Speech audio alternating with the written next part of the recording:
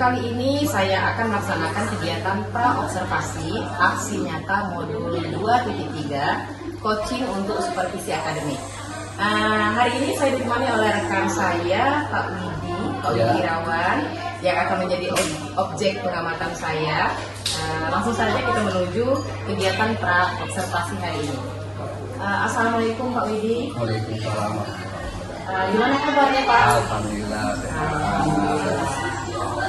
Baik Pak Widi, pada hari ini kita akan melakukan kegiatan pra-observasi.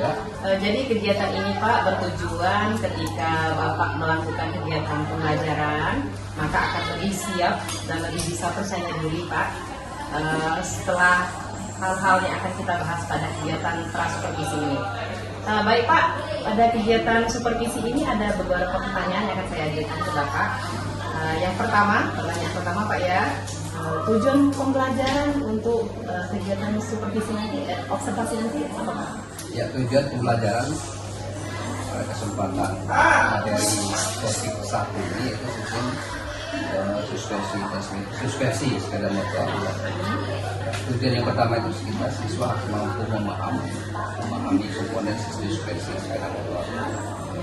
Yang kedua, peserta didik harus bisa memperbaiki baik itu gangguan, kerusakan dan sistem suspensi. Tujuan kita jadi siswa harus mampu memahami suspensi. Yang kedua, siswa mampu memperbaiki gangguan suspensi. Jadi ada tujuan ya. Untuk area pengembangannya Pak, siswa seperti apa Pak? Untuk area pengembangan praktek ini, pembelajaran siswa ini yang pertama itu kita menggunakan yaitu pengembangan materi virtual, jadi dengan cara menyampaikan materi berupa video, PPT yang bisa dipahami dengan jelas oleh siswa. Dari kegiatan pembelajaran ini kita itu bisa menyesuaikan ya kebutuhan siswa, apa saja sih kebutuhan yang akan diperlukan siswa itu.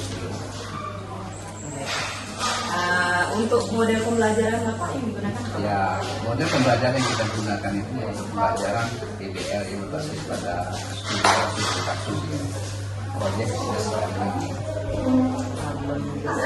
Ya, untuk strateginya Pak, bagaimana Pak? Strategi pembelajarannya kita menyusun paket pembelajaran itu secara lengkap. Itu memberikan contoh nyata kepada siswa ya, tentunya berupa video diskusi ya, siswa mampu menganalisis daripada permasalahan-permasalahan yang ada pada suspensi. Yang ketiga, kita menyiapkan lembar kerja KPD yang kita praktikkan dengan siswa pada saat kita proses pembelajaran baik teori atau praktek. Untuk penilaian sendiri? Ya, kita penilaian kita menggunakan pada saat praktek menggunakan penilaian proses. Jadi penilaian pada saat bekerja itu kita penilaian proses. Ya. Jadi untuk waktunya Pak, kapan Pak? Waktunya itu di tanggal 7 Oktober ya. 7 Oktober ya Pak ya. Tepatnya hari Kamis. Kelas berapa Ya, Pak? kelasnya itu tepatnya di kelas 11 PDSM 1. Ya, jumlah siswa itu 29 orang. Jam kerja itu pada saat jam pertama dan Jadi kita ketemu lagi nanti di 7 Oktober di 2024 Pak ya, hari Kamis. Untuk kelasnya kelas 11 PDSM 1, jamnya jam 1-2. Oke Pak Widi, terima kasih ya Pak ya. Nanti kita ketemu lagi di observasi pembelajaran. Terima kasih Pak. sama-sama. Assalamualaikum warahmatullahi wabarakatuh. Waalaikumsalam warahmatullahi wabarakatuh. Selamat pagi. Selamat pagi. SMK? Bisa. SMK? Bisa. Ya, alhamdulillah ya. Hari ini kita semangat sekali. Gimana kabarnya kita hari ini? Ya. Jadi sebelum kita memulai kegiatan hari ini kita berdoa terlebih dahulu. Kan waktunya berdoa, jadi doa dulu ya. Sebelum memulai pelajaran kita hari ini, alangkah baiknya kita berdoa terlebih dahulu. Doa dimulai.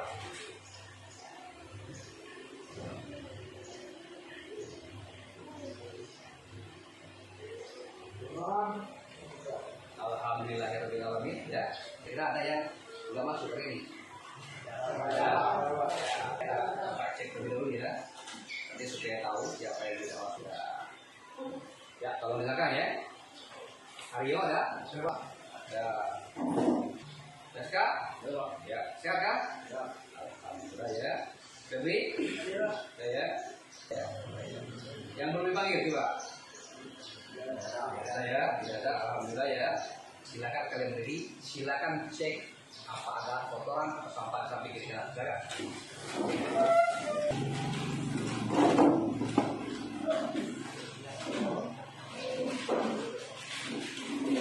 Sudah?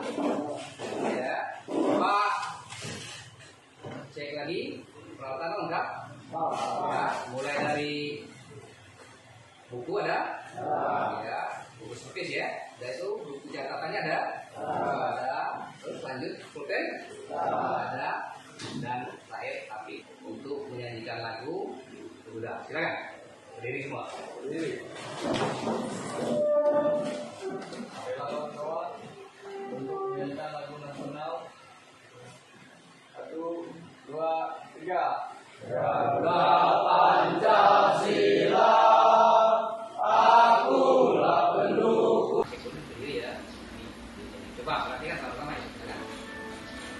Ya, jadi pemeriksaan poin yang ketiga ini adalah kita melakukan pemeriksaan bagian suspensi depan dan belakang.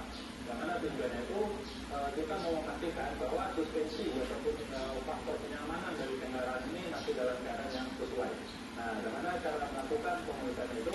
Kita harus turunkan dulu ya. Kita harus turunkan dari standar penanya ini. Oke. Nah, yang pertama kita mau menguji untuk yang suspensi depan dengan cara kita tahan ke depan dulu ya.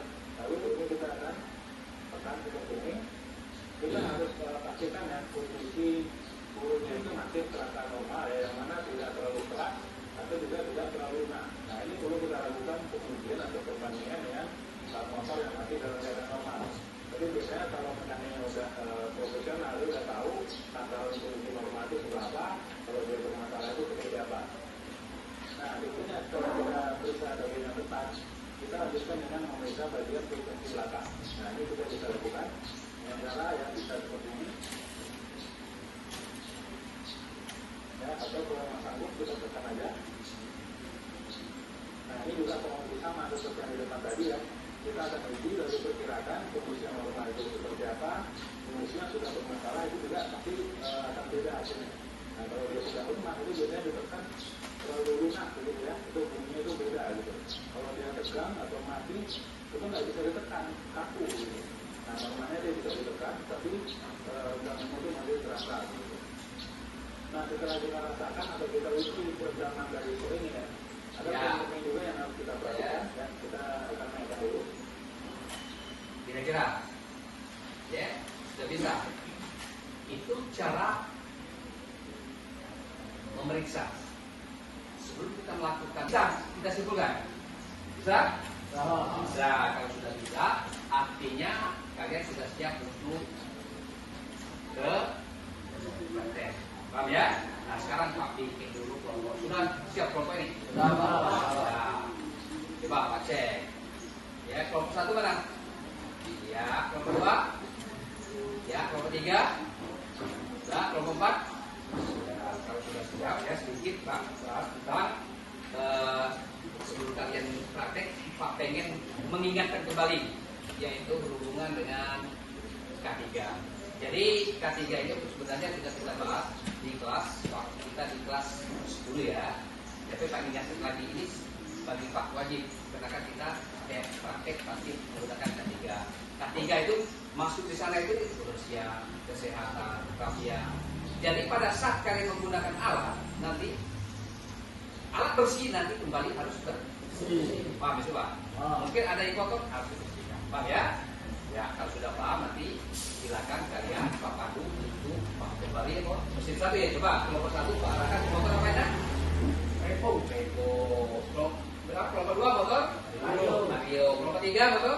Di kelompok 4 motor? Iya. Mulai dari kelompok 1 silakan, nanti silakan ke lokasi ya.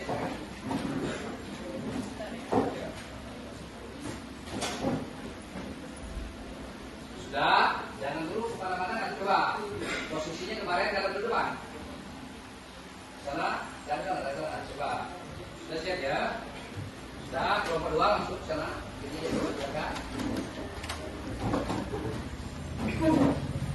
Ya,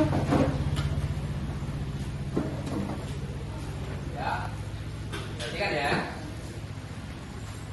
Ya, terus. Ya, kelompok 3 silakan. Lah. Sana lagi, sana lagi. Ya. Dan kelompok 4 silakan. Ya. Silakan ya, silakan.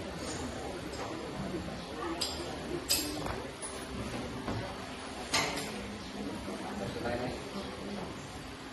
Bawah aja.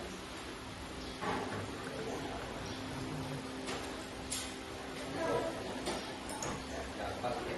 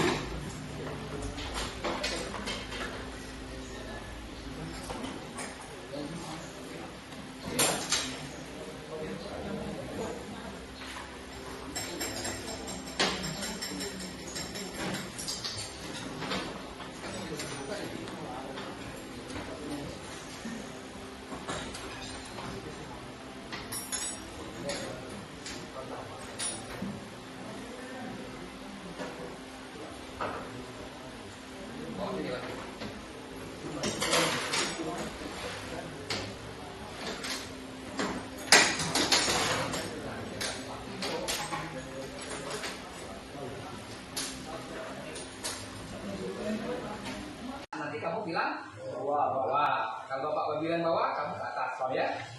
Ya. Sekarang coba yang sebenarnya dulu. Atas, bawah. Ya, paham ya? Turun, naik, turun, naik. Coba sekali lagi, turun, naik. Coba. Sekarang kalau Pak bilang naik, kalian turun. Kalau Pak bilang turun, kalian naik. Sekarang. Coba, turun, naik, turun, naik. Ya, ada satu orang kena ya. Coba terus ya, kasih lagi ya. Turun,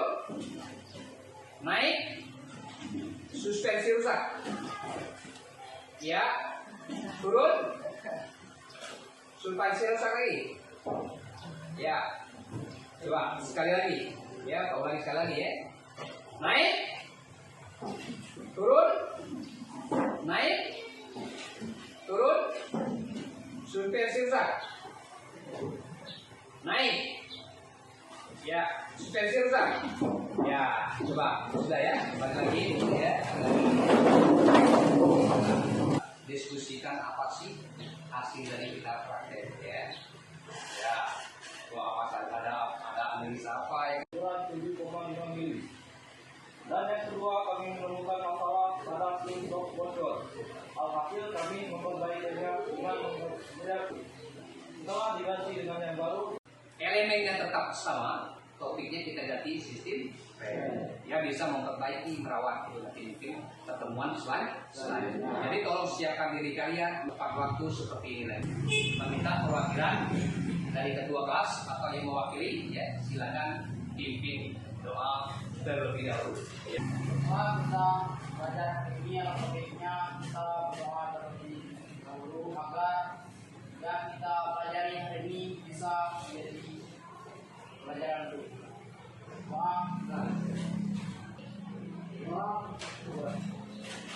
Alhamdulillah ya.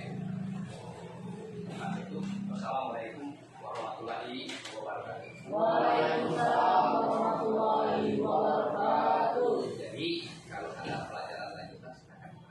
Ya, silakan buat mulai.